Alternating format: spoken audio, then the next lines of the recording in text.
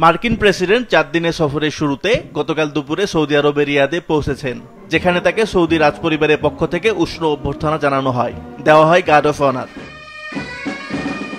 পরিবেশন করা হয় দেশটির ঐতিহ্যবাহী পানীয় গাওয়া। ট্রাম্পের সফরসঙ্গীরা এই পানীয় পান করলেও কিন্তু তিনি তা করেননি। পানীয় গ্রহণ না করলেও আদায় করেছেন $142 বিলিয়ন অস্ত্র বিক্রির চুক্তি, সাথে আরও আদায় করে নেন মোট $600 বিলিয়ন বিনিয়োগ। সৌদি মার্কিন বিনিয়োগ ফোরামে এই চুক্তি সইয়ের পর সৌদি আরবের যুবরাজ মোহাম্মদ বিন সালমান বলেন, সৌদি আরব আগামীতে $1 ট্রিলিয়ন বাণিজ্য করবে যুক্তরাষ্ট্রের সাথে।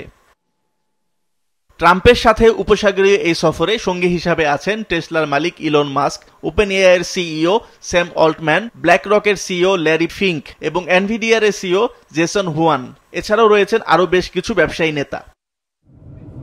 হোয়াইট হাউসের এক বিবৃতিতে বলা হয়েছে, বিমান বাহিনীর আধুনিকায়ন ও মহাকাশ সক্ষমতা, আকাশ ও ক্ষেপণাস্ত্র প্রতিরক্ষা ব্যবস্থা, সমুদ্র ও উপকূলীয় নিরাপত্তা, সীমান্ত নিরাপত্তা ও স্থল বাহিনীর আধুনিকায়ন এবং তথ্য ও যোগাযোগ প্রযুক্তির আধুনিকায়ন, এই 5টি খাতে $142 বিলিয়ন অস্ত্র বিক্রি করবে যুক্তরাষ্ট্র। এর সাথে দেশটির সশস্ত্র বাহিনীর সক্ষমতা বৃদ্ধির জন্য সৌদি আরবের সেনাদের প্রশিক্ষণ দিবে যুক্তরাষ্ট্র। অস্ত্র চুক্তি ছাড়াও দুই দেশের মধ্যে কৃত্রিম বুদ্ধিমত্তা, গ্যাস টারবাইন, উড়োজাহাজ সহ বিভিন্ন বিষয়ে চুক্তি হয়েছে। চুক্তি স্বাক্ষরের পর মোহাম্মদ বিন সালমানকে অসাধারণ এক মানুষ হিসাবে অভিহিত করেছেন ডোনাল্ড ট্রাম্প। সৌদি সফর শেষে আজ কাতার যাওয়ার কথা রয়েছে মার্কিন প্রেসিডেন্টের। সেখান থেকে বৃহস্পতিবার সংযুক্ত আরব আমিরাতে যাবেন তিনি। এরই মধ্যে সিরিয়ার উপর থেকে নিষেধাজ্ঞা তুলে নিয়েছে যুক্তরাষ্ট্র।